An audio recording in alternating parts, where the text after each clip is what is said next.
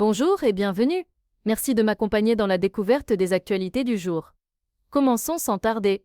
Première actualité, le département du Var a été frappé par de violents orages et des pluies intenses ce mardi 20 mai, entraînant des inondations majeures. Le bilan s'élève à 3 morts, dont 2 au Lavandou et 1 à Vidauban. Les secours ont été mobilisés pour évacuer des zones touchées, notamment un train en gare de Toulon. Météo France a maintenu une vigilance orange pour le département. Deuxième actu, la Commission européenne a abaissé sa prévision de croissance pour la France en 2025 à 0,6% contre 1,2% précédemment. Cette révision est due aux incertitudes politiques internes et au ralentissement du commerce mondial. Cette annonce intervient alors que la France cherche à attirer des investissements étrangers, notamment lors du sommet Choose France. Troisième actu, le président américain Donald Trump et son homologue ukrainien Volodymyr Zelensky ont salué l'offre du pape Léon d'accueillir des pourparlers de paix entre la Russie et l'Ukraine au Vatican. Après un entretien téléphonique avec Vladimir Poutine, Trump a déclaré que des négociations en vue d'un cessez-le-feu allaient commencer immédiatement. Poutine a qualifié l'appel d'utile et a évoqué la possibilité d'un mémorandum pour un traité de paix. Quatrième actu,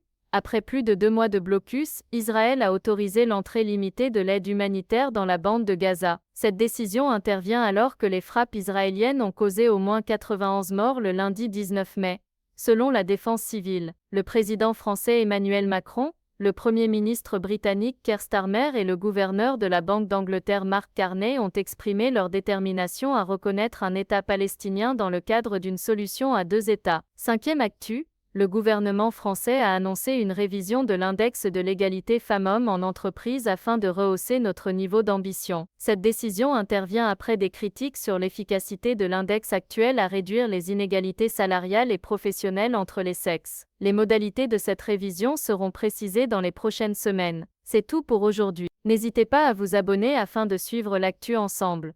Prenez soin de vous et à bientôt.